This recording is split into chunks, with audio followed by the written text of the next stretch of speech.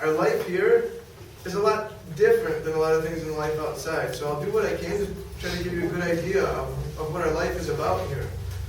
And today, in our community, we're taught that God needs to be in the center of our life. The community is a place where we have Muslims, where we have atheists, where you have Catholics. You have people from every walk of life. Here in this house in particular, we have about 70, 75 men. And we're from 18 different nationalities. Anybody is welcome. You have guys that are 16 years old, and you have guys that are like 55 years old. It's people from every walk of life. You have people who are addicted to drugs. You have people who are living a life behind a computer. We had a guy exit a little while ago that was on the stock market in Italy. He had everything that life could offer, and he was depressed. He came into an experience in our community, stayed for 5 years. So it's not just a place where drug addicts come. It's not just a place where somebody comes if they're depressed. It's a place where anybody can come. And that's one of the things is they say that the community is a school of life. Here in the community, we don't go to the university. We don't receive an education like that, but we learn how to live our lives. We learn how to talk about who we are as people. We learn how to say sorry. We learn how to ask for help from the prayer. We learn how to realize that, yeah, that was one of the biggest things for me. I always thought in my life that I was different than people. I always thought that my situation was different. The things that I lived were different. And I felt like I was kind of off to the side. And then I come here, and I come to a house like this in Medjugorje, and there's guys from 18 different countries. We communicate by speaking Italian with each other. And that was one of the most amazing things to me, because in the end, this community, it's a place where we live a life, and it's based on 3 things. It's based on prayer, it's based on work, and it's based on relationships. We have, today in our community, we have 60 homes in the world. There's over 2,000 men and women. And with this life that we have here, we get to encounter God in our lives. There's gates on our property. There's gates here. The community asks us to come and stay for 3 to 5 years. It says, look, it took you a while to get to this place in your life, to start using drugs, to be depressed, to be in this place where you were lost, where you had nothing left. It's going to take you a little while to change, too. And the community is free. It doesn't ask money from anyone.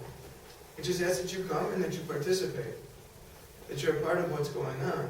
And for me, that was one of the most unbelievable things. Because in my life and in the world, I could say that one of the biggest things that was wrong was my mentality and the way that I looked at everything. And it was the way that I learned how to look at the world around me. It was the way that I was taught. I was taught that I was different. I was taught to be better. I was taught that success is more important than anything. I was taught to close myself. If I'm a man, I don't show feeling. I don't show the things that bother me. I don't talk about it. I was taught these things. I was taught to be a selfish person. Waking up every day at 6 o'clock in the morning. We go in the chapel, we pray the rosary for the first thing. Then we go to work, we eat breakfast. We're taught that you feed your soul before you feed your body. You put God in the first place in your life, and then you let everything come after that. You wake up in the morning, you shave together. You go to the chapel and you pray together. You sit down at the breakfast table and you eat together. You go to the workplace and you work together. And these situations that arise in our day and in our life, it makes us confront who we are. In my life, I thought that the drugs were the problem. I came here because I was addicted to heroin. I came here because I threw away my college scholarships, because I started getting arrested, because my family didn't trust me anymore. My friends didn't want me around anymore. I had nothing left. I threw everything that I had away in my life. And so because of that, I was able to say, okay, I need help. I was able to say, I need to do something different. I was being faced with going to 2 years of prison or coming to the community. When I entered, I received the guardian angel. And it's a guy who's been in the community for a period of time. It's a guy who's been in the community that's lived the same things that you have lived, that's gone through the same situations.